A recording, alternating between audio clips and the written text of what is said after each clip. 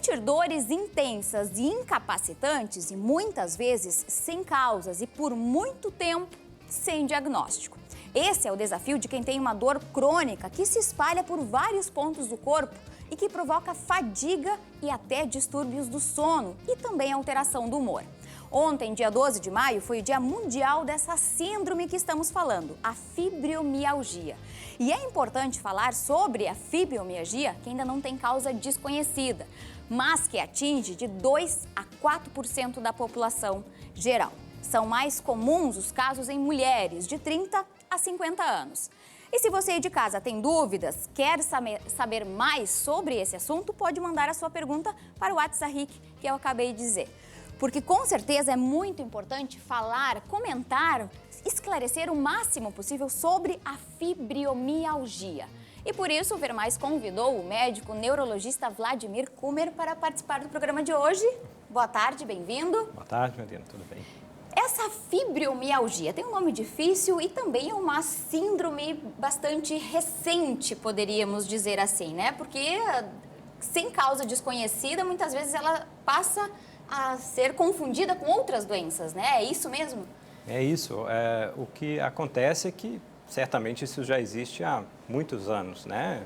Acho que desde que a humanidade é a humanidade. Mas acho que recentemente é que as pessoas começaram a juntar estes sinais e sintomas nesse nome único que se chama fibromialgia. E deram a isso um conceito, né, que nos permite, então, fazer um diagnóstico e orientar adequadamente as pessoas que estão sofrendo esse intenso desconforto. Que desconforto é esse? Quais são os sintomas que as pessoas em casa podem dizer, nossa, pode ser, vou procurar ajuda? Quais são esses sintomas? O sintoma principal, né, é a dor crônica, ou seja, ela está presente em todos os dias ou quase todos os dias. Generalizada, quando nós falamos generalizada, significa que ela está presente tanto acima quanto abaixo da cintura. Então, é necessário que você tenha essas duas regiões do corpo com pontos de dor. Não necessariamente é todo ele dolorido, mas com pontos específicos de dor que podem mudar ou variar ao longo dos dias. E não é na articulação, não é... Como é que é essa dor? É dor no tocar ou é dor sempre?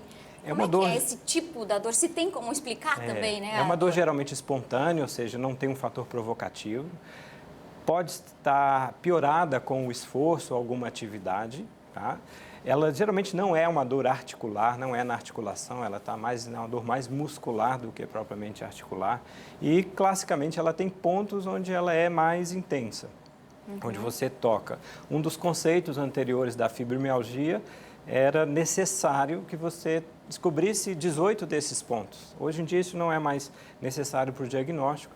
O que se tem como diagnóstico é que essa dor que esteja generalizada, ela persista por 3 meses e, mais importante, ela não pode ser explicada por uma outra doença, né? Então, não pode ter, por exemplo, uma doença reumatológica como lúpus, como artrite reumatoide ou outras doenças neurológicas, por exemplo. E se não tem uma causa, né, se ainda a causa é desconhecida, digamos assim, como é que é feito esse diagnóstico? Ele basicamente a história clínica desse paciente com a dor como principal sintoma, além de outros sintomas associados, né? Principalmente a fadiga, né, que é aquela sensação de perda de energia extrema quando se vai realizar alguma atividade. E, secundariamente, a gente tem distúrbios do sono, são pessoas que dormem mal, dormem com dificuldades, alterações do humor, frequentemente. Irritabilidade, coisas Irritabilidade, assim? por exemplo. E, muito frequentemente, as pessoas queixam de uma neblina mental, né? As pessoas não conseguem, ficam meio obnubiladas, meio sem norte, né? Por causa da dor, né? Elas ficam por causa da dor. Incapacitadas mesmo. É bem comum essas crises de neblina mental, assim. As pessoas. E é realmente maior a incidência em mulheres? É uma proporção de 7 mulheres para cada homem, aproximadamente.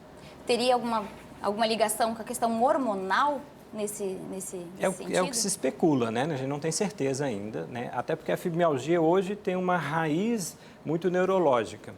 O que se identifica de alterações não da estrutura, não há uma lesão, não há um machucado no cérebro, nem nos locais onde tem dor. Não há, se você for fazer vários exames, você não encontra machucados ali. mas sim a questão da percepção, né?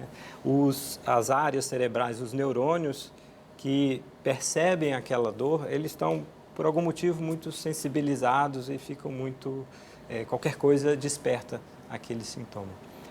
Pode ser que exista um componente genético, isso há algumas evidências disso, e algumas doenças, como algumas infecções viróticas, como mononucleose, algumas doenças reumatológicas como lúpus, parecem aumentar o risco do desenvolvimento da síndrome. Seria então assim alguma coisa da alteração no sistema nervoso central. Parece que é o que a gente encontra de errado ali, é alteração cerebral, né?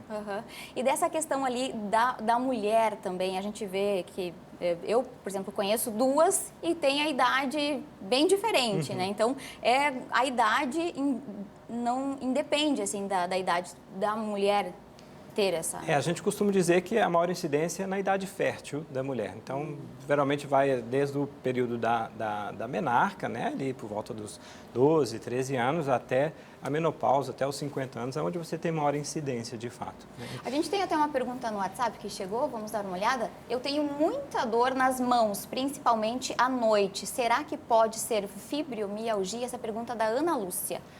Bom, aí a gente já vai no conceito, né? Ela só tem dor acima da cintura. Se tem em outro lugar também. Não é uma dor generalizada, então provavelmente existe uma causa local ali para aquele sintoma. Se é só dor ali, mas Sim. se for essa dor em outros pontos do corpo, por várias vezes... E sem uma outra causa, né? A gente tem que obrigatoriamente investigar outras questões, né? Não pode simplesmente dizer que toda dor também é fibromialgia. Sim, né? São vários pontos com muita dor por muito tempo. Exatamente. Isso. Então, e o tratamento para fibromialgia depois que é feito o diagnóstico?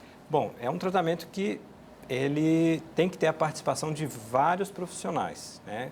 O médico em si, eu diria que é uma pequena participação. A gente tem que combinar necessariamente um tratamento com moduladores de dor, são medicações que vão reduzir a percepção de dor das pessoas. Só que, na grande maioria das vezes, isso somente não é suficiente, tá? Então, muitos pacientes acham que a fibromialgia, a gente vê muito isso, que vou tomar um remédio, muitas vezes se sentem frustrados, porque a pedra fundamental no tratamento da fibromialgia é a atividade física.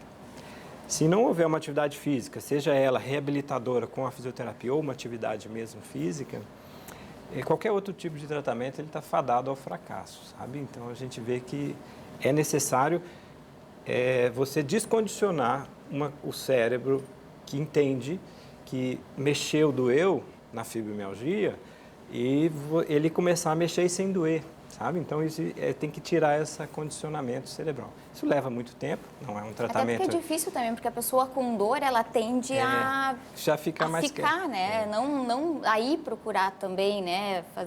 Ter essa disposição toda para fazer exercício, né? Porque dor é muito difícil. Muito difícil. E aí entra num ciclo vicioso. O músculo vai ficando mais fraco, a pessoa vai se descondicionando do ponto de vista cardiovascular, vai ficando cada vez mais incapaz e com isso a dor aumenta, o sono piora, enfim, entra numa bola de neve que para sair às vezes não é tão fácil. Isso aí.